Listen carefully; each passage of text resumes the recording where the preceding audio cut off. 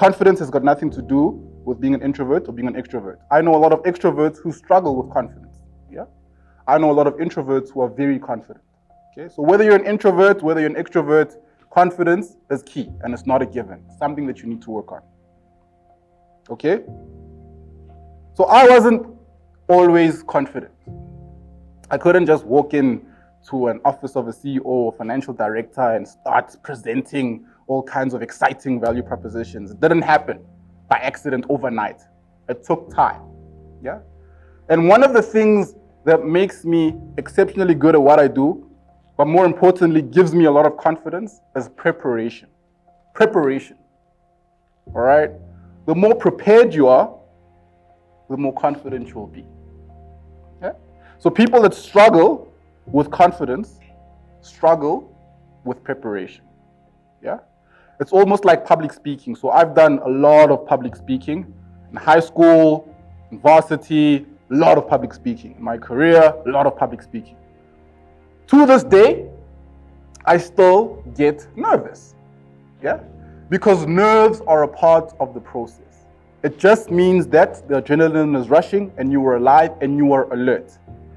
Being nervous doesn't mean you lack confidence. Okay? So it's okay to be a little bit nervous. So tomorrow when you stand here, when you feel nervous, understand that that is normal. Yeah? No matter how good you are at public speaking, no matter how confident you are, no matter how long you do it, you will always still have a bit of nerves. Yeah? So we are entrepreneurs, we pitch every time, every day, every now and again. And every single time you have to pitch, you're going to be nervous. You're going to be nervous. Not easy asking for money. But preparation is key. Yeah? The more prepared you are, the easier it becomes. Right? I remember when I was still doing public speaking and public speaking competitions and all these things, I would stand in front of the mirror, speaking in front of the mirror. A 2-minute speech, I would stand there for at least 30 minutes, going over and over, looking at my mannerism, how I enunciate, how I look, all those things, my posture, am I making eye contact? Are people engaged? Right? Every single day. Practice. Yeah? By the time it's time for you to do what you need to do, you've done it so many times that it just comes naturally. It's like this guy just came out of his mother's womb just with a clicker in his hand, ready to present. Okay, so guys, please, preparation. And the thing with clients is they can tell whether you're prepared or not. They can tell. They can tell if you are taking chances or you've really taken the time to prepare. And when you take the time to prepare, it means that you take this business seriously. All right? So when you take business seriously, that's when people will be able to take you seriously. But when you're not prepared, people will see. They will see that you're umming and ahhing, you're not sure, and it's very, very difficult to trust someone that is not confident in what they're saying.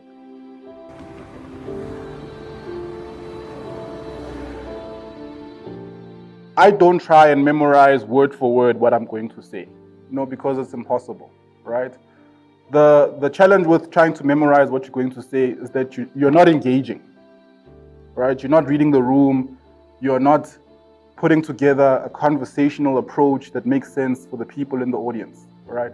So for me, preparation has got very little to do with memorizing, right? What you can do is memorize key building blocks of your presentation, right? So for example, I know how this presentation flows in and out. I know what slide comes next. I know what is on those slides, right? But how I'm going to be presenting what's on the slide is something that is going to be very much like a conversation, yeah? Where we're going to be engaging, I'm going to be asking you questions, I'm going to be thinking about things on the spot where I feel they are relevant and bring those points alive, yeah? So memorize how you want the flow to go, yeah? So think about what are the key things that I want to land, the key messages, all right? And those are the things that become top of mind. But in terms of what you say, it becomes more of a conversation, yeah? Where you are reading the room and you're able to ask the right questions and you're able to respond to questions as well, yeah? So that's how I would prepare, yeah? Be clear on the flow and how you want the flow and the key message at each point in time. But how you present that message is dependent on the audience. Does that help?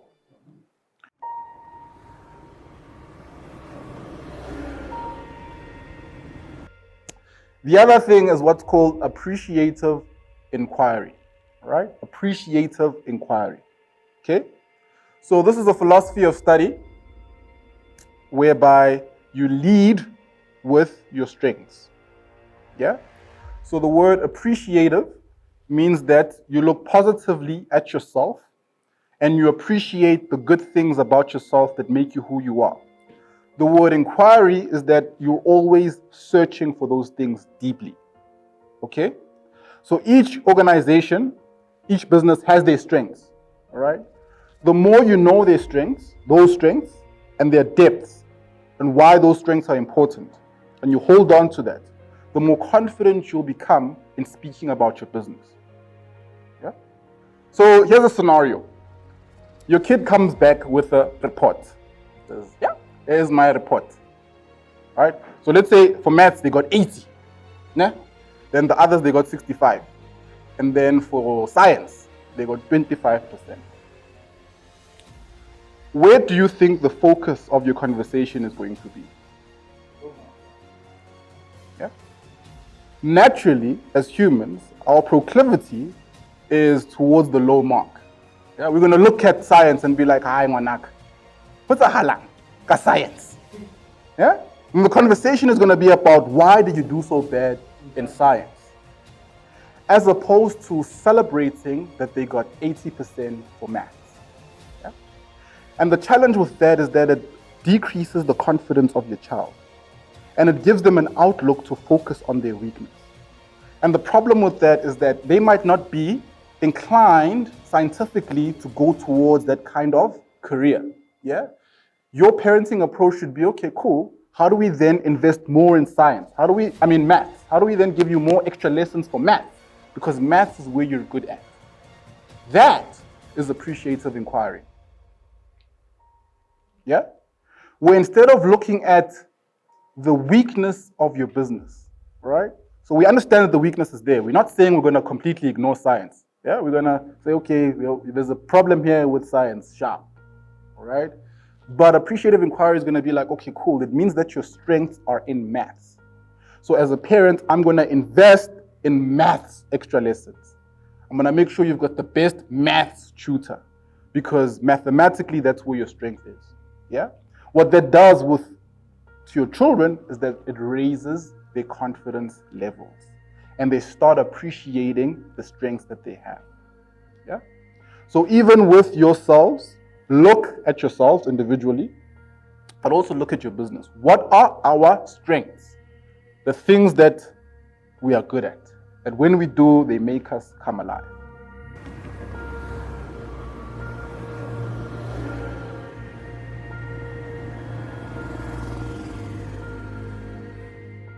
The research shows that the starting point is easier to do it for others. Yeah?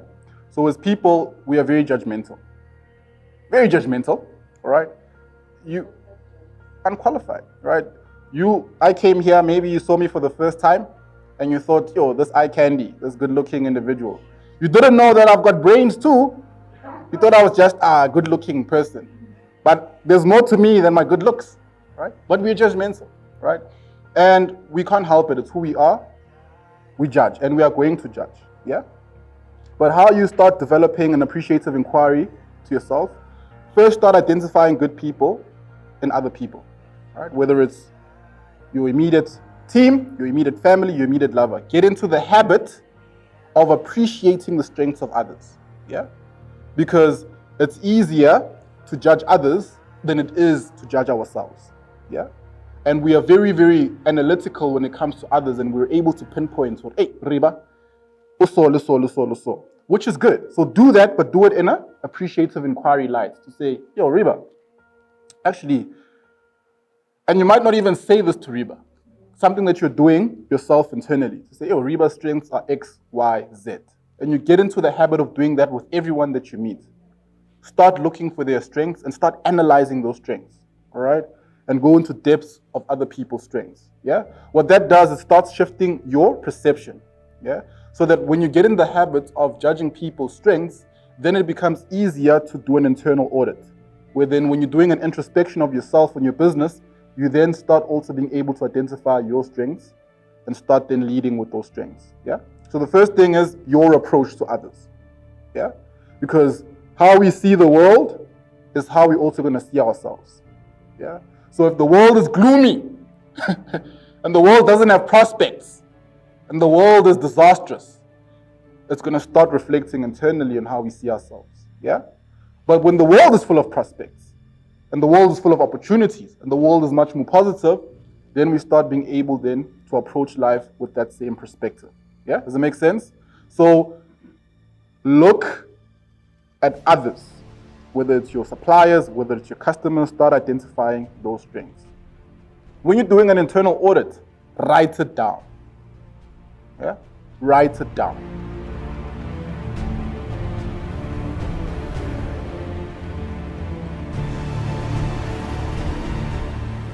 But there's a story in the Bible, if you are going to church or you are Christian, where Joshua, is taking over from Moses, and he's leading the Israelites into the promised land.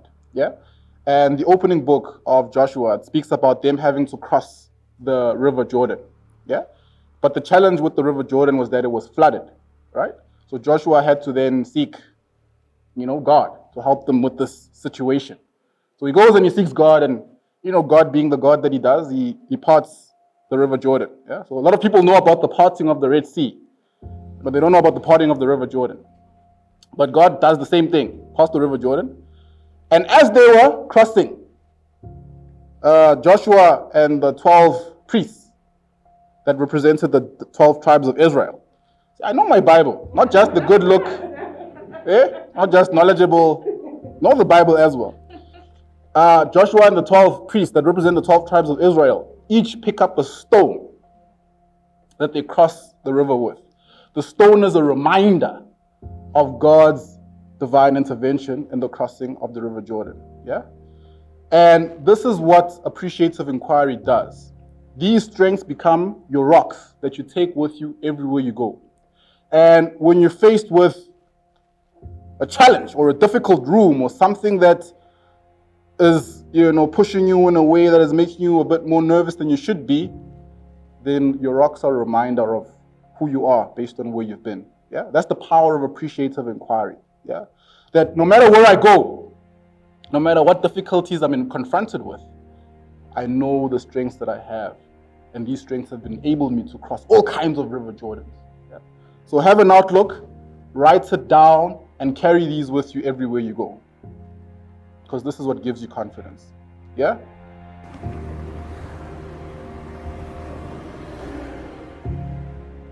It's about owning your story.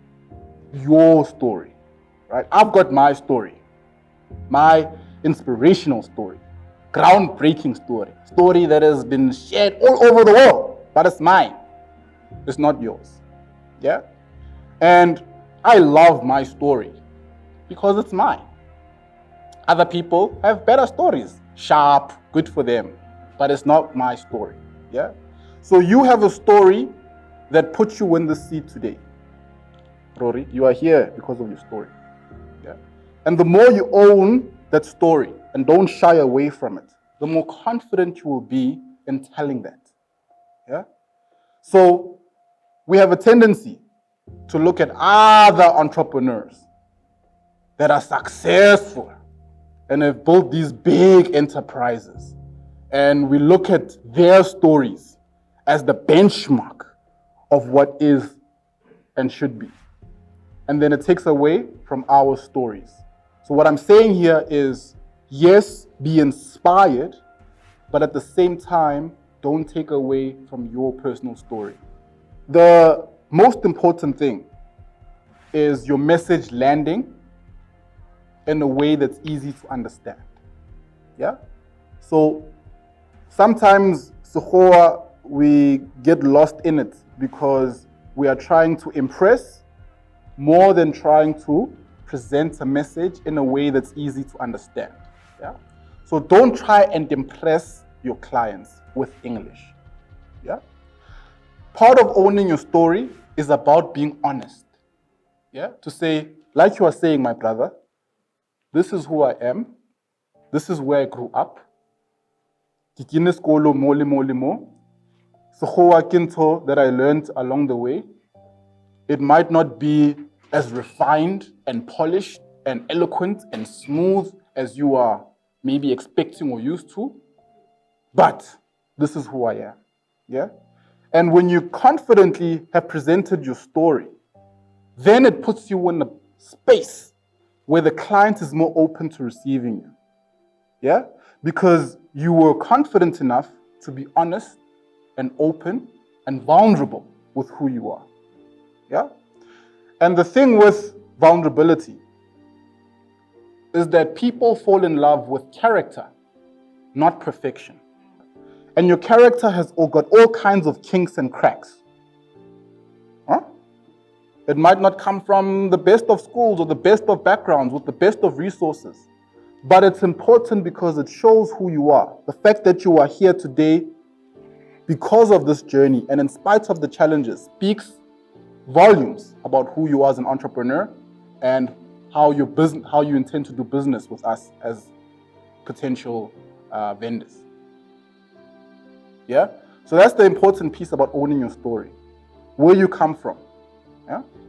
How you got to build your business. The struggle that you've had to overcome. Yeah? The things that you personally feel like might be a hindrance. When you bring those to the room, you take away their strengths over you. Yeah?